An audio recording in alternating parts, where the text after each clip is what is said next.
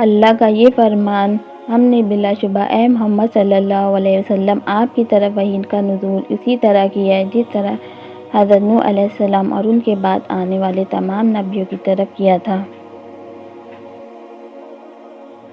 آپ صلی اللہ علیہ وسلم فرما رہے تھے کہ تمام اعمال کا دار و مدار نیت پر ہے اور ہر عمل کا نتیجہ ہر انسان کو اس کی نیت کے مطابق ہی ملے گا۔ جس کی ہجرت ترک وطن دولت دنیا حاصل کرنے کے لیے ہو یا کسی عورت سے شادی کی غرض سے ہو، اس کی ہجرت انہی چیزوں کے لیے ہوگی جن کے حاصل کرنے کی نیت سے اس نے ہجرت کی ہے۔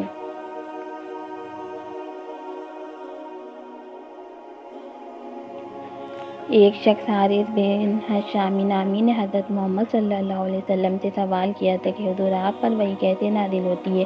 آپ صلی اللہ علیہ وسلم نے فرمایا کہ وحی نازل ہوتے وقت کبھی مجھ کو گھنٹی کی سی آواز محسوس ہوتی ہے اور وحی کی یہ کیفیت مجھ پر بہت شاخ گزرتی ہے۔ جب یہ کیفیت ختم ہوتی ہے تو میرے دل و دماغ پر اس فرشتے کے ذریعے نازل شدہ وحی محفوظ ہو جاتی ہے، اور کسی وقت ایسا ہوتا ہے کہ فرشتے بشکل انسان میرے پاس آتا ہے اور مجھ سے کلام کرتا ہے، پس میں اس کا کہا ہوا یاد رکھ لیتا ہوں۔ حضرت عائشہ رضی اللہ تعالیٰ عنہا کا بیان ہے کہ میں نے سخت کڑاکے کی سردی میں حضرت محمد صلی اللہ علیہ وسلم کو دیکھا ہے کہ آپ صلی اللہ علیہ وسلم پر وحی نازل ہوئی، اور جب اس کا سلسلہ موقوف ہوا تو آپ صلی اللہ علیہ وسلم کی پیشانی پسینے سے شرابور تھی۔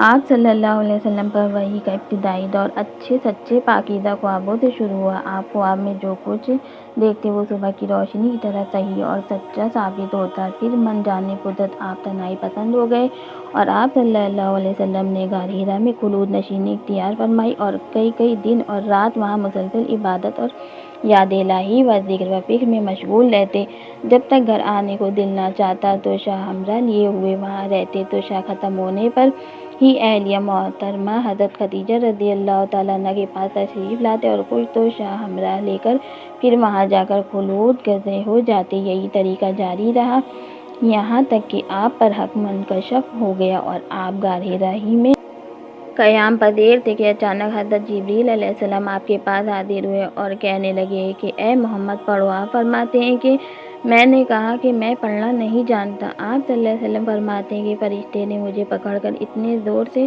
کھینچا کہ میری طاقت جواب دے گئی، پھر مجھے چھوڑ کر کہا کہ پڑھو۔ میں نے پھر وہی جواب دیا کہ میں پڑھا ہوا نہیں ہوں۔ اس فرشتے نے مجھ کو نہایت ہی زور سے کھینچا کہ مجھ کو سخت تکلیف محسوس ہوئی، پھر اس نے کہا کہ پڑھو۔ میں نے کہا کہ میں پڑھا ہوا نہیں ہوں۔ فرشتے نے تیسری بار مجھ کو پکڑا اور تیسری مرتبہ پھر مجھ کو کھینچا، پھر مجھے چھوڑ دیا اور کہنے لگا کہ پڑھو اپنے رب کے نام کی مدد سے جس نے پیدا کیا اور انسان کو خون کی پھٹکی سے بنایا، پڑھو اور آپ کا رب بہت ہی مہربانیاں کرنے والا ہے۔ پس یہی آیتیں آپ حضرت جبریل علیہ السلام سے سن کر اس حال میں غار حرا سے واپس ہوئے کہ آپ کا دل اس انوکھے واقعہ سے کانپ رہا تھا۔ آپ حضرت خدیجہ کے یہاں تشریف لائے اور فرمایا کہ مجھے کمبل اڑا دو، مجھے کمبل اڑا دو۔ لوگوں نے آپ کو کمبل اڑا دیا۔ جب آپ کا ڈر جاتا رہا تو آپ نے اپنی زوجہ محترمہ حضرت خدیجہ رضی اللہ تعالیٰ عنہ کو تفصیل کے ساتھ یہ واقعہ سنایا اور فرمانے لگے کہ مجھ کو اب اپنی جان کا خوف ہو گیا ہے۔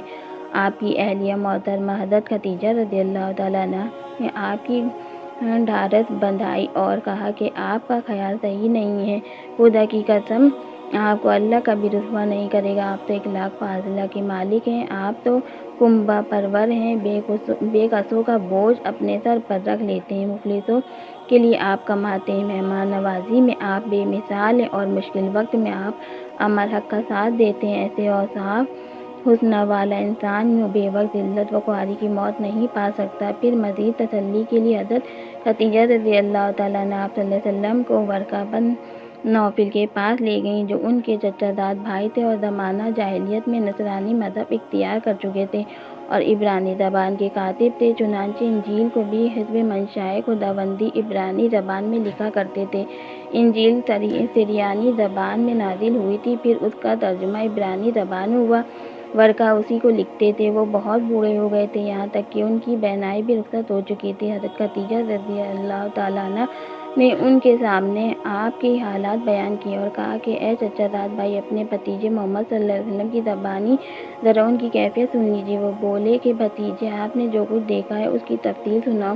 چنانچہ آپ صلی اللہ علیہ وسلم نے از اول تا آخر پورا واقعہ سنایا، جسے سن کر ورقہ بے اختیار ہو کر بول اٹھے کہ یہ تو وہی ناموس معزز رازدان فرشتہ ہے جسے اللہ نے حضرت موسیٰ علیہ السلام پر وحی دے کر بھیجا تھا۔